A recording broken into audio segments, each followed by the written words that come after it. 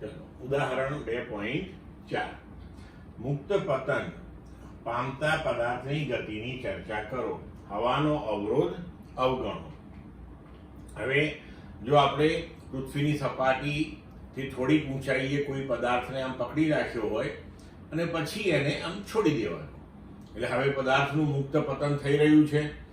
તો પદાર્થનું મુક્ત પતન એ ગુરુત્વાકર્ષી બળની અસર હેઠળ થશે.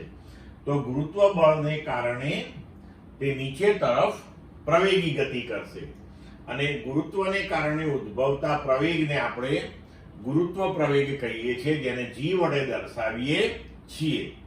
અને જો આપણે હવાનો અવરોધ અવગણીએ, બરોબર છે, તો પદાર્થ મુક્ત પતન કરે છે. પદાર્થ જે ઊંચાઈએથી પતન પામે છે તે ઊંચાઈ પૃથ્વીની ત્રિજ્યાની સરખામણીમાં ખૂબ નાની હોય, એટલે આપણે g નું મૂલ્ય 9.8 મીટર પર સેકન્ડ સ્ક્વેર અચળ લઈ શકીએ.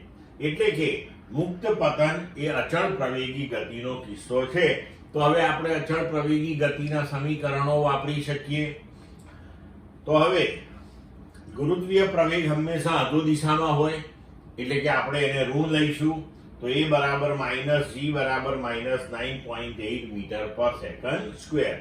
હવે આપણા ગતિના સમીકરણો જે છે એમાં v બરાબર v0 વત્તા at પહેલું સમીકરણ છે. તો પ્રારંભિક વેગ 0 હોય એટલે 0, a ની જગ્યાએ -g લખ્યું, તો v બરાબર -9.8t આવું સૂત્ર મળશે આપણને.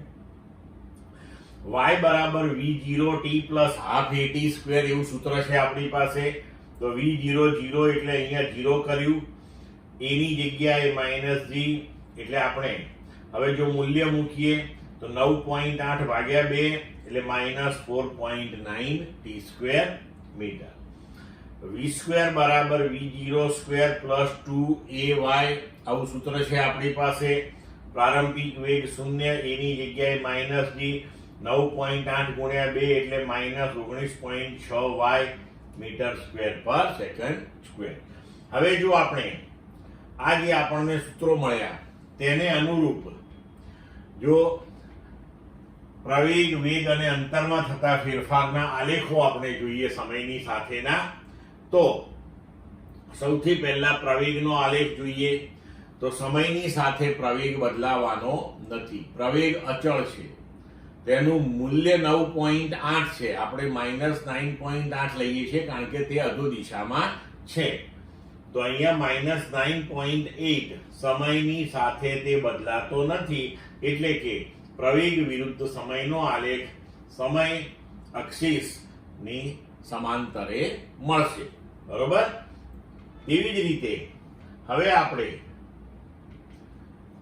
જો વેગનો સમયની સાપેક્ષનો ફેરફાર જોઈએ તો આપણી પાસે સૂત્ર હતું કે વેગ v બરાબર -9.8t, એટલે કે v સીધે સીધું જ સમય t ને સમચલનમાં છે. તો એનો આલેખ સુરેખા મળશે. આપણે અહીંયા ચોથા ચરણની અંદર એટલા માટે લીધો છે કે ગતિ અધો દિશામાં છે, ઋણ દિશામાં છે. તો હવે આ આલેખ સુરેખા મળે એટલે આલેખનો ઢાળ કેવો આવવો જોઈએ? અચળ આવે. અને આલેખનો ઢાળ જે છે એ આપણને શું આપે? પ્રવેગ આપે. કારણ કે વેગ વિરુદ્ધ સમયનો આલેખ દોરીએ અને એનો ઢાળ શોધીએ તો એ પ્રવેગ આવે. તો સુરેખા મળે આપણને, અને આનો ઢાળ જે છે એ આપણને હંમેશા 9.8 જેટલો જ મળતો હોય, બરોબર. હવે આપણે જોઈએ સ્થાનાંતર. તો સ્થાનાંતર એ સમયના વર્ગના સમપ્રમાણમાં આવતું હતું આપણે સમીકરણની અંદર. તો હવે જો સ્થાનાંતર વિરુદ્ધ સમયનો આલેખ આપણે દોરીએ તો એ આ પ્રમાણેનો મળશે. જેમ જેમ સમય વધતો જાય તેમ તેમ તેને કાપેલું અંતર વધતું ને વધતું જશે. એટલે કે પહેલી સેકન્ડમાં જે અંતર કાપશે એના કરતા બીજી સેકન્ડમાં વધારે અંતર કાપશે, એના કરતા ત્રીજી સેકન્ડમાં વધારે અંતર કાપશે. એટલે આપણો આલેખ આ પ્રમાણેનો મળશે. ક્લિયર મિત્રો?